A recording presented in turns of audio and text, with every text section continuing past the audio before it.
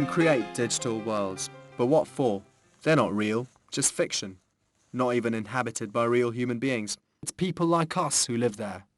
My name's Thomas Loy, and this is my colleague, Fizz Farman.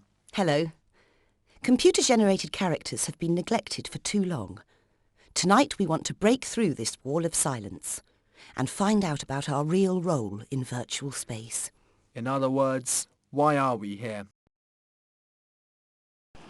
Because it's fun, because people love you. You are a vessel for people's dreams. That sounds rude, but that's why you exist, because people aspire to do the things that you do outside their humdrum, mundane lives. You have to ask questions like, why in 500 BC was there one person, one day, in one play that stands out from the chorus and becomes becomes an actor, becomes the hero, becomes the hero with a fate. And then years from now, people will ask that same question that you asked, but there'll be a little more perspective on it. Why, years ago, did Lara Croft all of a sudden appear? I think the real compelling feature about being in a virtual world is that you automatically, as an inhabitant of a virtual world, become quite consciously a character. If you imagine that the entertainment environment of the future is a virtual one, is a three-dimensional one, is a space, is a virtual space, then it doesn't really make a difference if the character is really totally artificial, or it is a representative of a real person, or it is a real person. It will be very hard to distinguish. Heroes, characters. That means there must be stories and drama inside these worlds. But why? How important are these stories? Do we really need them? Story is definitely essential for games because it's the thing that keeps people, wanting to play the game, wanting to see what's happened, wanting to see how the characters develop. It's essential, just as it is in a film or a book, I think, that you've got good characters and a good structure to the story, and people want to see what happens next, really. We live in a kind of chaotic world, don't we? And half the reason we make stories, we have myths, we have gods and religion, is because we like to make sense out of chaos. So even if you create a kind of a digital world with no story, no narrative content, nothing, just objects in an environment, the chances are that the person who gets involved in that, who immerses himself in that place, will create their own narratives anyway. The latest research on the neural network theories and self-organized map and how our brain works, it might actually be that story is embedded in human beings in a way that we tend to do the stories quite by nature.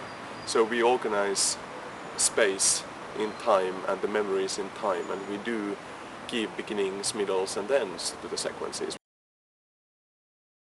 Wherever you are constructing story, it's a function of learning about your world. That's why we do it, and that's why people construct stories and give them to us.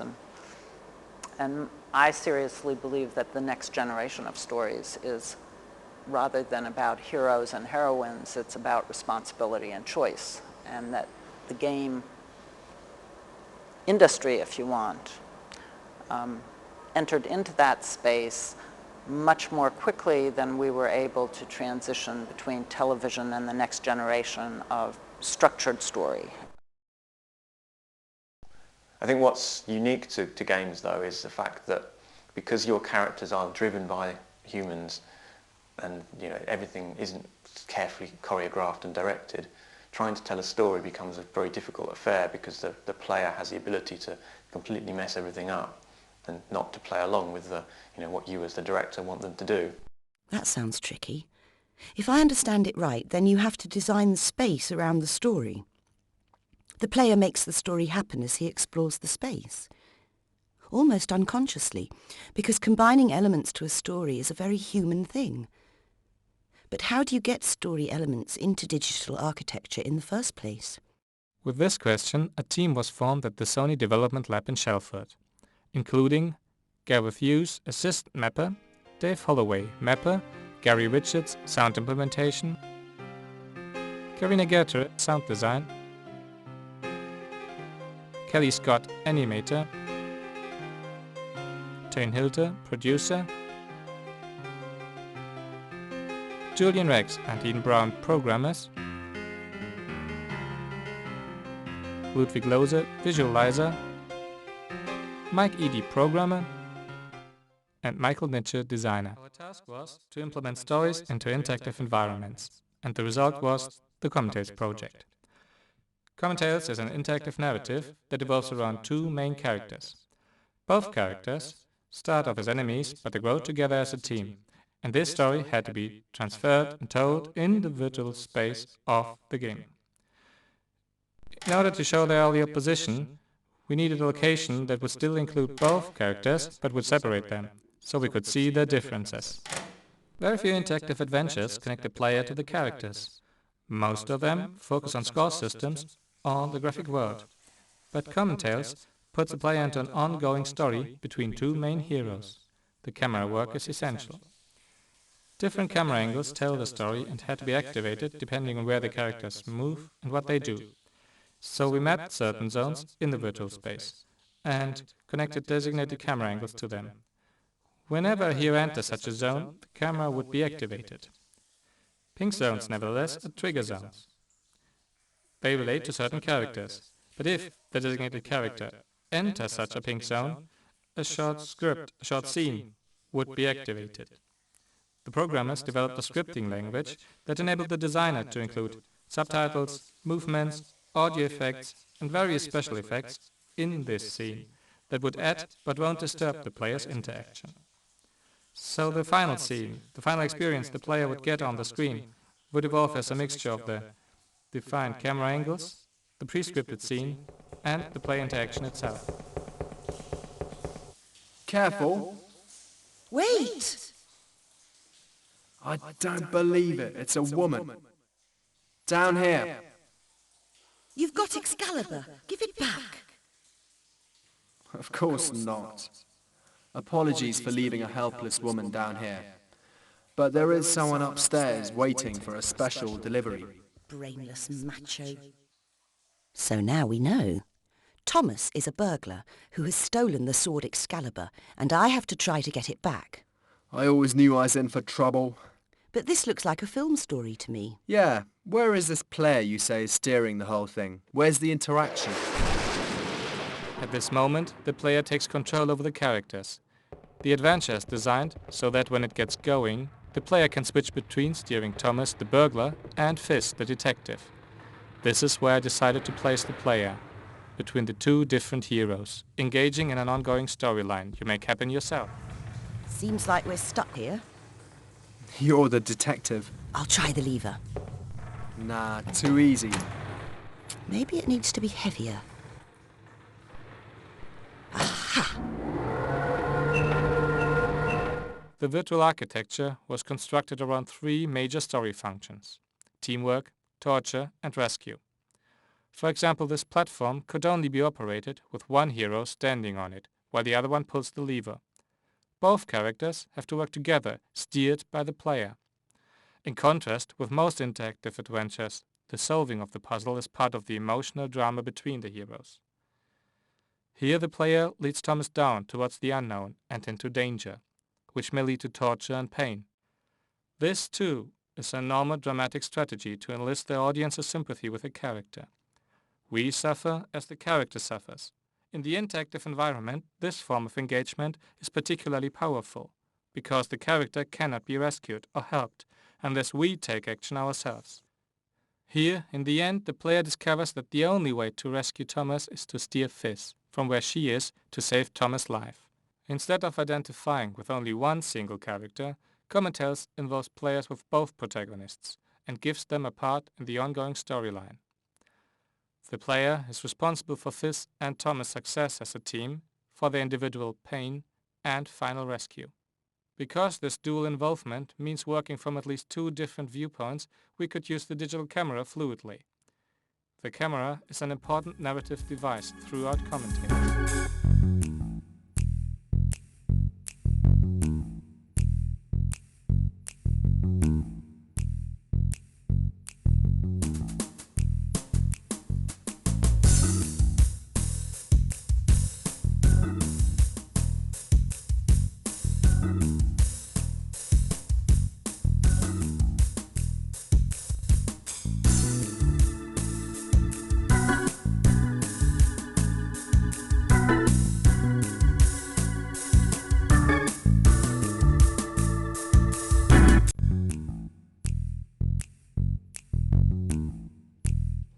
According to Michael's script, the main story is about fictional characters living in the real world. I am a storybook fairy living in the real contemporary world, and you, Thomas, are my opposite, a chauvinist burglar. So who wins in the end? You or me? Fantasy or reality? You're missing the point. There is no fixed ending. It's like a normal TV series. That's poor. No ending. It's only logical. Virtual space has no natural end. Why should the story space have one? Each episode tells its own story with a clear ending. In the first episode, Thomas eventually brings the stolen sword back to its rightful owners. But during this predefined and basically linear story, the player can discover some secrets about Thomas. Like subplots, these secrets are additional storylines woven into the main story cycle. During the first episode, the player can uncover Thomas' fear of dogs. From now on, the game will remember that the player knows about Thomas' fear of dogs, and this knowledge will be carried forward to the next episode. The episodes are connected to one another by the characters and the player's individual knowledge about them, not by a Bible of past activity like the ones used for Star Trek or other series. The knowledge gained over the course of the game remains with an individual player. I knew it. In the end, it's all up to us. Everything changes, only we, the characters, connect everything together. Yeah, you're a star. But so am I. And we have to get along as long as this series runs. And I hope it will run and run. That can't be all there is, not for the whole of eternity. What does come next? How will stories and virtual worlds evolve in the future? This is where I see the big challenges for us, to set up interesting environments, to build the rules, set up the rules, and leave them as open as possible, but still have it kind of controllable, so that it doesn't run out in total chaos. You know, it gets a little tricky finding the balance. If we're still stuck on thinking about that there are distinctions regarding who produces the film and who consumes the film. I think the real interesting, really fascinating key to all of this is that what's emerging now are communities of dissolved boundaries between consumer and producer and sharing of these narrative experiences. That's the most interesting thing to me. I think there are very interesting things that are happening for younger people right now in terms of the way in which they mediate between multiple media. They can have a little bit of television going on, they can be doing a search on the web, they can be talking on their wireless phone, they can be working with their Tamagotchi, and so they're having multiple activities at the same time, and somehow they're constructing something in their mind about whatever during that time. So I think that we should be aware that we are all the time, people and society and media are telling us stories. And they are influencing, because if our brain is telling stories, also, and receiving by stories, and if we are communicating by submerging viewpoints into events, then the story is one of the most powerful tools we have.